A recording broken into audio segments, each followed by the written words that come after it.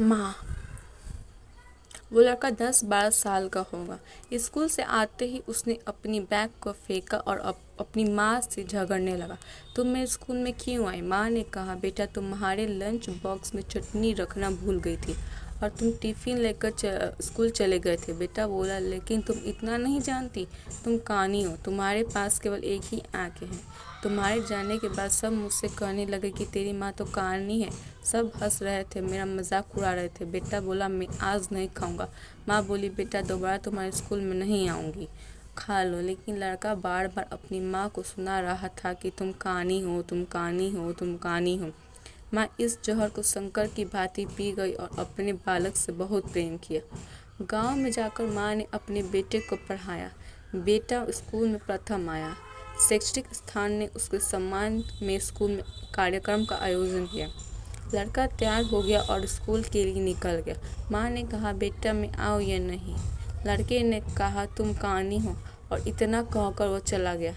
अपने बेटे का यह सब सुनकर माँ का कलेजा फटने को आया, लेकिन उस बुद्धिमान युवक को माँ का दिल नहीं दिखाई दिया।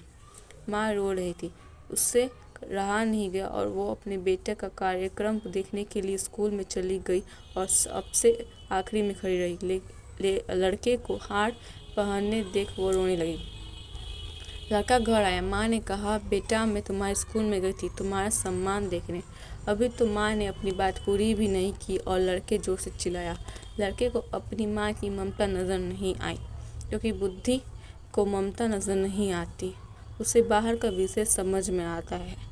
और उसे अपनी माँ की दिल की बात समझ में नहीं आई और वो बोला, कानी तुझे समझ में नहीं आता, तू आ ही क्यों?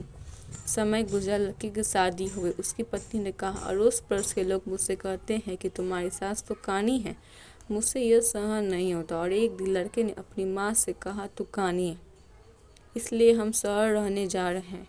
जन्म देने वाली लोगों को झूठे बर्तन मांज के बड़ा करने वाली, खुद का मंगलसूत्र और सोने के गहने बेचकर पढ़ाने वाली माँ को दोनों अकेला छोड़ शहर चले जाते हैं।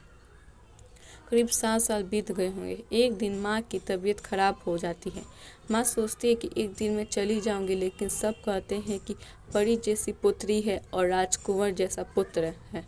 ये सुनकर मुझे अपने पोता पोती को देखने का इच्छा हुई।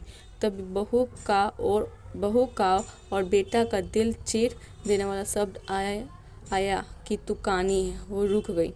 माँ ने 3-4 दिनों रो रो के निकाले, पर उससे रहा नहीं गया। वो अपने बेटे के पास शहर जाने निकल पड़ी। अपने बेटे घर पहुंचती अपने पोता पोती को खेलते देख उन्हें गोद में उठाने के लिए वो दौड़ पड़ी।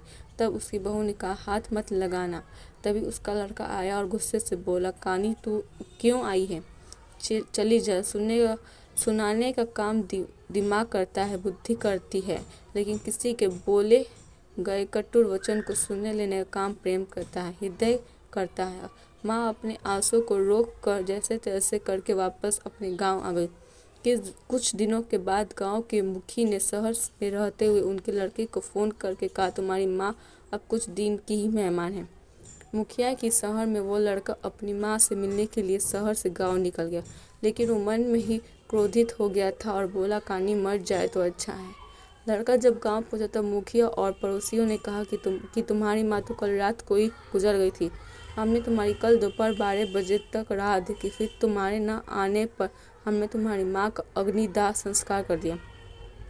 वो अपनी आखिरी पलों में तुम्हें याद कर रही थी। यह कहते हुए पड़ोसी ने उसे एक लिफाफा दिया। लड़का सब खत्म कर वापस अपने शहर गया।